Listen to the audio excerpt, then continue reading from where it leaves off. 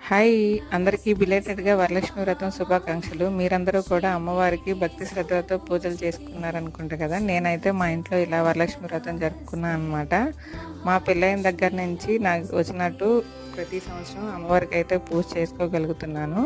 ఈ సంవత్సరం కూడా చాలా హ్యాపీగా సెలబ్రేట్ చేసుకున్నా అనమాట. నాకు వచ్చినట్టు చిన్నగా డెకరేషన్ చేసి నైవేద్యాలు అవి ప్రిపేర్ చేశాను.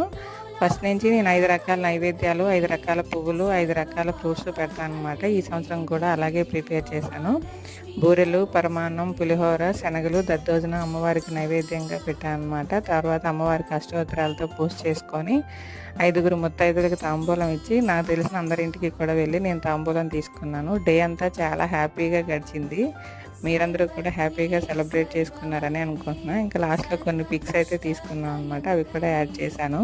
ఆ అమ్మవారి ఆశీస్సులు మనందరి మీద ఎప్పుడూ ఉండాలని మనస్ఫూర్తిగా కోరుకుంటున్నాను. Thank you for watching.